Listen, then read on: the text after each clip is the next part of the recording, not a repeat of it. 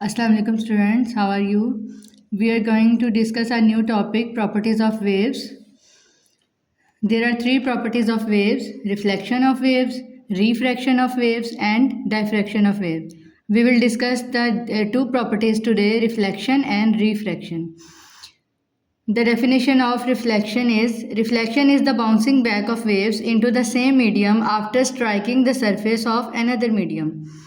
जब वेव्स एक सरफेस से एक मीडियम से दूसरे मीडियम के साथ टकराती हैं तो वो बाउंस बैक कर जाती हैं, वापस मुड़ जाती हैं टकरा के। इस फिनोमिना को हम रिफ्लेक्शन बोलते हैं। अब इसमें हमने रिपल टैंक को पहले भी डिस्कस किया था, तो रिपल टैंक वाली एग्जांपल इधर दोबारा दी गई है।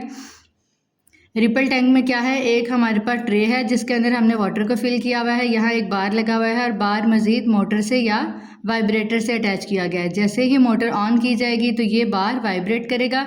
इस बार के वाइब्रेट करने से वाटर के अंदर वेव्स प्रोड्यूस होंगी। अब आप देख सकते हैं यहाँ पे ये वाटर के साथ वाटर के अंदर ट्रे के अंदर एक बैरियर लगाया गया है। जैसे ये वेव्स प्रोड्यूस होकर ट्रैवल करेंगी तो ट्रैवल करते करते जब इस बैरियर से टकराएंगी तो टकराने के बाद ये वापस मुड़ जाएंगी, बाउंस बैक हो जाएंगी और इस फिनोमिना को हम बोलते हैं रिफ्लेक्शन। यहाँ पे यहाँ पे एक्सप्लेनेशन की हेडिंग बनाएंगे, ठीक है। इसके अंदर आपकी एग्जांपल भी कवर हो जाएगी।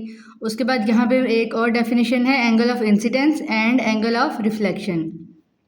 The angle at which the waves approach to the barrier, जिस एंगल पे वेव अप्रोच कर रही हैं, बैरियर तक जा रही हैं, उस एंगल को हम एंगल ऑफ इंसिडेंस बोलते हैं। और टकराने के बाद जब वो बाउंस बैक हो रही हैं तो जिस एंगल पे वो वापस मुड़ रही हैं टकरा के, वो जो एंगल है हमारा वो एंगल ऑफ रिफ्लेक्शन है। And according to law of reflection the angle of incidence is always is equal to the angle of reflection. Next topic is refraction of waves. When a wave passes from one medium to another medium at an angle, its wavelength and speed change, causing the wave to change direction. This process is called refraction. Wave जब एक medium से दूसरे medium में enter हो रही है तो वो कोई ना कोई अपना एंगल बना रही है। अब उस एंगल पे जब वो दूसरे मीडियम में एंटर हो रही है तो उसकी वेवलेंथ भी चेंज हो जाएगी और उसकी स्पीड भी चेंज हो जाएगी और उसकी डायरेक्शन भी चेंज हो जाएगी। ये तीन चीज़ों में चेंज आ रहा है, वेवलेंथ में, स्पीड में और डायरेक्शन में, लेकिन इसकी frequency always remain the same. According to law of refraction, when the wave enters from one medium to another medium, the speed, wavelength and direction changes but the frequency always remain the same.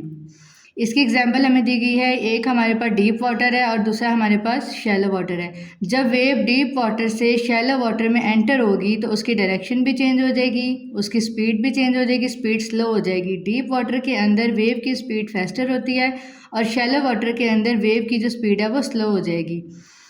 इसकी direction भी change हो रही है, speed भी change हो रही है और वेवलेंथ भी चेंज हो रही है, but the frequency always remains same.